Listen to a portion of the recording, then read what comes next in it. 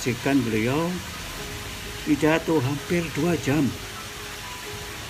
Cara memukau para bupati dan pejabat di daerah tentang masalah-masalah limbah dan pencemaran sungai Ciliwung dengan amat fasihnya dan mengundang tepuk tangan yang tidak henti-hentinya.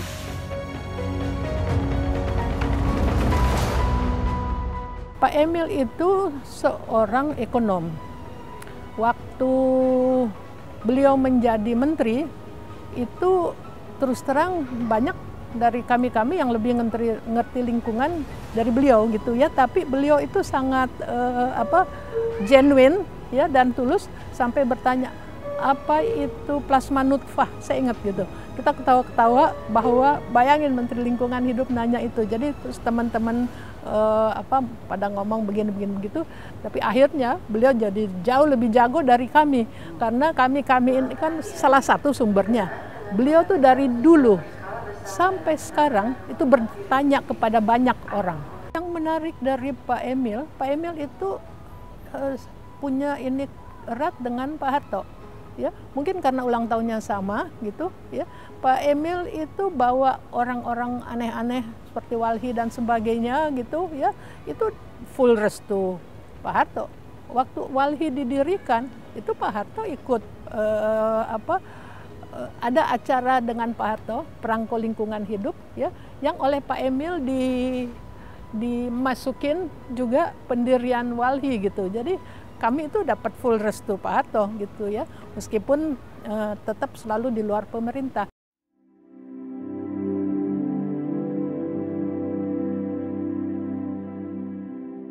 Pada saat itu kita membuat Undang-Undang Lingkungan Hidup ya, yang pertama kali tahun 1982 kalau nggak salah ya.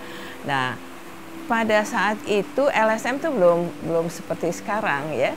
Nah, di undang-undang kita itu saya bisa lihat ya, tahun 82 loh, itu kan masih zamannya Pak Harto ya. LSM itu jadi lembaga swadaya masyarakat diberikan kesempatan untuk memberikan masukan untuk dalam rangka lingkungan hidup. Itu sesuatu yang harus diperjuangkan oleh beliau ketika itu Menteri Dalam Negerinya Amir Mahmud ya. Saya lihat betul betapa itu nggak mudah, tapi beliau dengan semangatnya melakukan hal itu. Yang kedua, masalah desentralisasi. Saat itu kan masih belum terlalu dirasakan, tapi di dalam undang-undang kita beliau juga memasukkan masalah desentralisasi. Jadi kalau kita lihat visi beliau jauh ke depan gitu ya. Pembuka lah ya. Pembuka pionir lingkungan di Indonesia ya Pak Emil gitu.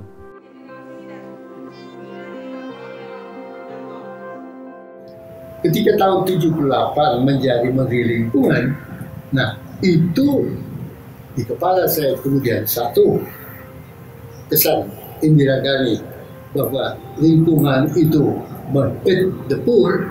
Dua, paham tentang kondisi timpangnya sumber daya alam kita. Jawa, Sumatera, Kalimantan sudah banyak dikelola, sana tertinggal, maka bagaimana ada pembangunan ini bisa lebih adil tanpa merusak alam.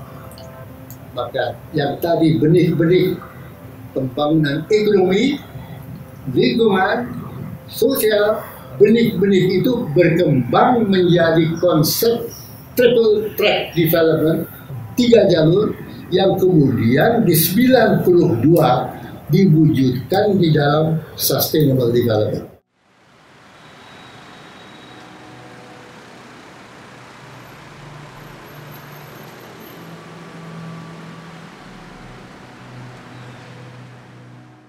Saya melihat Pak Emil bicara dengan penuh semangat di forum PBB di Rio de Janeiro, Brazil, tentang perubahan iklim, pembangunan berkelanjutan, yang lagi-lagi membuat decak kagum para pakar pembangunan dan ahli-ahli lingkungan sedunia itu. Nah, apa yang disampaikan oleh Pak Emil? Kalian sudah siap bekerja di lingkungan hidup, Bapeda? Ada 3 syarat kata beliau. Pertama, jangan berharap Anda kaya di sini gitu. Yang pertama gitu. Yang kedua, Anda harus siap tidak disukai orang banyak. Dan yang ketiga, Anda juga harus siap dimusuhi oleh sektor yang lain. Ya, kenapa? Karena kata beliau, kita ini kalau orang lain ngegas, kita ngerem. Di kalangan pemerintah pembuat kebijakan, yang dominan pemikiran waktu itu ya pertumbuhan. Jadi masalah lingkungan itu masalah secondary, itu bukan utama gitu. Bahkan ya banyak sekali saya mendengar cerita dan joke-joke dari Pak Emil bagaimana beliau juga harus menghadapi rekan-rekan di kabinet waktu itu yang masih tidak terlalu menghargai peran dari lingkungan. Saya ingat betul satu cerita ya, tanpa harus menyebut nama. Seorang menteri mengejek Pak Emil waktu itu karena dalam rapat kabinet ada nyamuk begitu yang menggigit salah satu menteri, lalu menteri ini mengatakan jangan dipukul, jangan dibunuh, nanti Pak Emil marah. Nah, hal-hal seperti itu mereka tidak mengerti apa itu arti lingkungan, arti the importance of nature.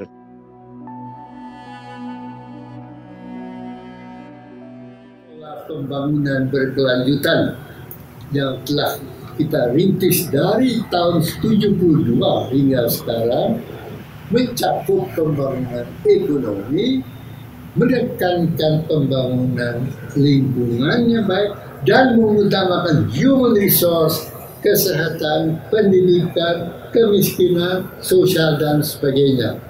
Agar 2045 harapan saya kita keluar dari middle income trap, dari perangkap ketertinggalan.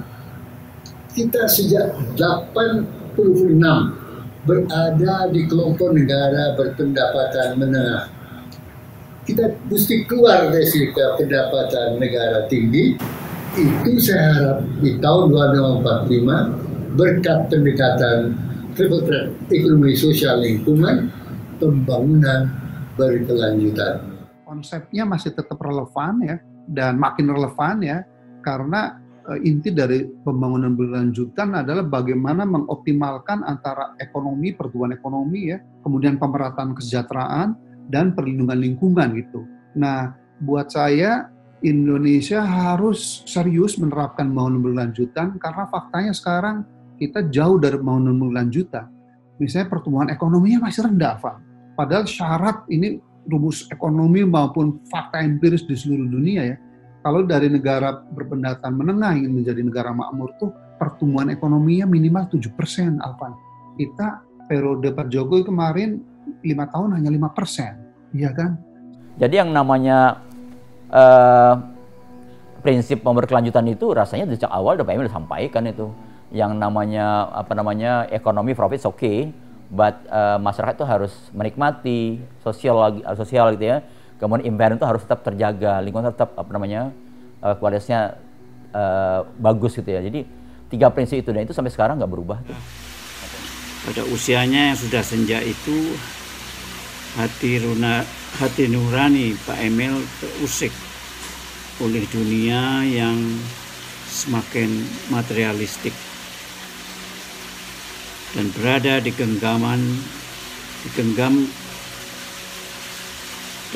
genggam oleh masuknya kekuatan uang, the power of money, dalam lingkar kekuasaan. Beliau merindukan adanya proses pendidikan kepada masyarakat yang dapat melahirkan tokoh-tokoh yang berpikir kritis, berani melakukan kegiatan yang sifatnya out of the box. Jadi sampai sekarang beliau masih aktif dan masih memperjuangkan berbanyak hal ya, termasuk Omnibus Law itu ya, beliau juga diskusikan gitu. Kita juga berpikir yang sama. Tadinya kita mau ada satu meeting ya, tapi sayangnya kondisi seperti ini ya, untuk memberikan masukan untuk Omnibus Law itu gitu. Ada banyak ekonom yang sangat dogmatis ya, yang sangat konservatif dengan ilmunya, tapi liberal tentang ilmu yang lain, jadi suka mengkritik yang ilmu lain dan seterusnya. Tapi jarang, tidak banyak lah yang ekonom yang juga terbuka terhadap kritik ilmunya sendiri begitu. Dan itu yang paling membuat saya tertarik. Yang menginspirasi saya itu Pak Emil. Wah, saya kalau jadi dosen tuh harus seperti Pak Emil, walaupun beliau di Fakultas Ekonomi ya, tapi kan role model kan bisa dari mana aja. Jadi menurut saya Pak Emil is one of the best ya, baik sebagai akademisi maupun sebagai minister.